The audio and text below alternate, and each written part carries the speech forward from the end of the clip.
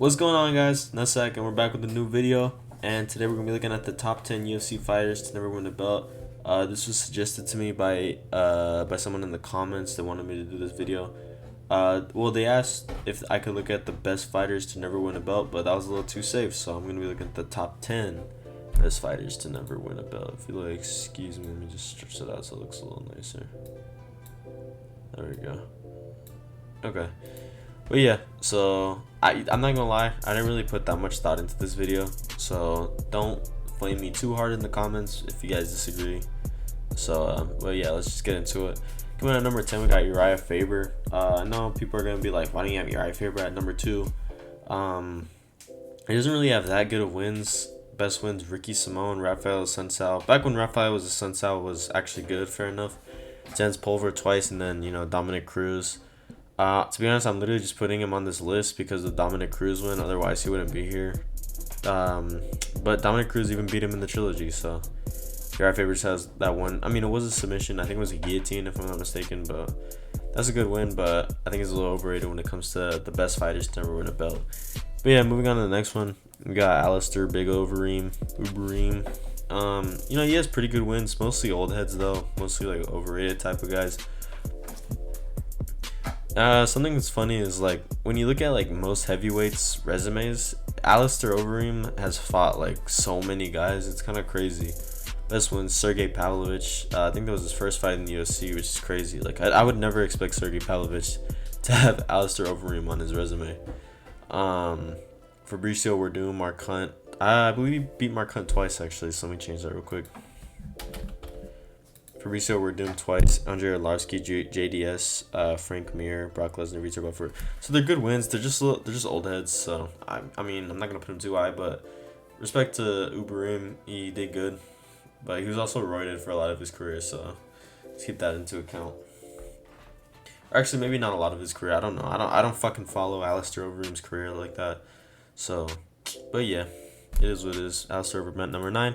Coming in number 8, we got another old head, Dan Henderson. Dan Henderson, most of his great wins were like out of the UFC, but he did have a couple good wins. And you know what? He at 46 years old, he fought Michael Bisping for the belt, and he gave him a super tough fight, arguably a robbery. So that's super impressive to do, especially at 46 years old. But honestly, I think it's more just a credit to Michael Bisping not being that good.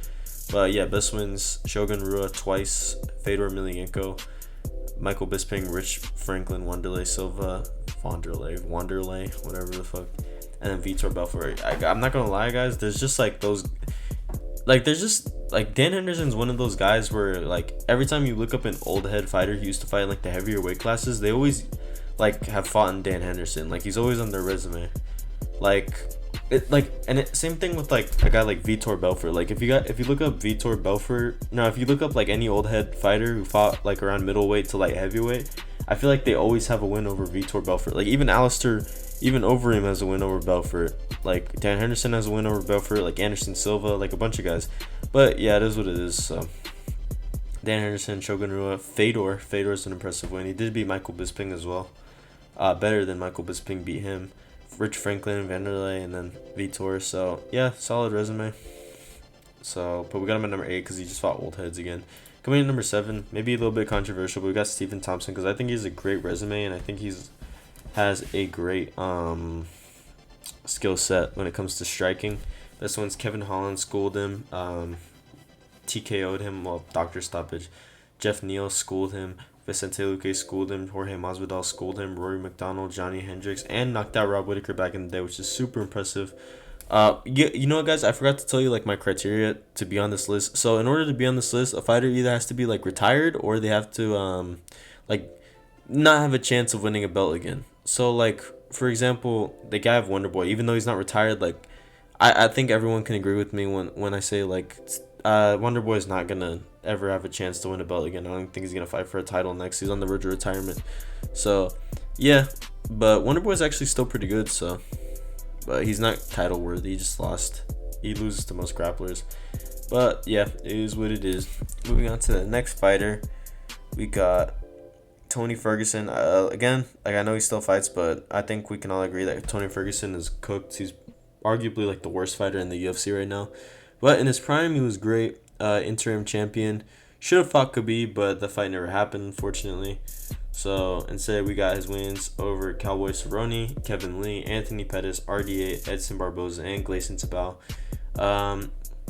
Like, pretty good resume. You know, Tony was super good in this prime. Unfortunately, he just never got that Khabib fight. And then he lost his interim title against Justin Gaethje, who will be... actually, speaking of Justin Gaethje, he's number 5. I know a lot of people are going to hate on me for having Justin Gaethje, saying, like, oh, Justin Gaethje could still win a belt. I disagree. Justin Gaethje just got knocked out by Max Holloway, and he's 35 years old. If Justin Gaethje is going to want to fight for a belt, he's going to need to beat a couple more guys, and I just don't see it happening. So I don't think Justin Gaethje will fight for a title ever again. So yeah, I got him on this list. That's why. So, but best wins, we got Dustin Poirier, super impressive win. Rafael Fiziev, Michael Chandler, Tony Ferguson. Yeah, he beat Tony Ferguson. Cowboy Cerrone, and Edson Barboza. So basically Tony Ferguson's win, but I'd say like that Dustin Poirier win that Gaethje has, and the fact that he beat Tony just put him over Tony in my opinion. So yeah, impressive resume. That's why I put him all over these old heads. I just think his resume is a little better. Please don't get mad at me. Number 4, we got Joseph Benavidez. You know, Joseph Benavidez doesn't have like the greatest resume, Henry Cejudo, but what kept him intact for so long is the fact that like he had his first fight with Demetrius Johnson was actually pretty close, and he has a win over Henry Cejudo, Alex Perez, Jessier Formiga twice, and Joseph Benavidez is always like at the top of that division throughout like Demetrius Johnson's title reign, which is impressive, even though that flyweight division was kind of weak. But the reason I have him over Gaethje, even though I think Gaethje's resume is better, is just because Joey B lost a little less in his prime. I know he lost to Figueiredo, but he was a little older then. But yeah, Joey B lost in his prime less than Gaethje. So I have Joey B over Gaethje, even though Gaethje did fight better competition. But yeah, but either way, coming in at number 3, we got Alexander Gustafsson. You know, he doesn't have like the greatest resume now that I think about it, but like when I was looking at it, but like the thing that's just made it, the thing that boosts him up like so much is the fact that like he gave John Jones the toughest fight like in his life besides Dominic Reyes, but that was when Jones was a little older and like he had already been a champion.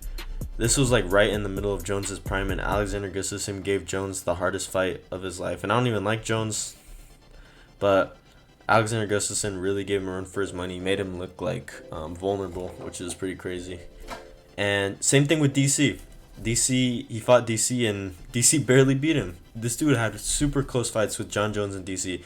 If John Jones and DC didn't exist, this guy would have been a dominant champion in light heavyweight for sure.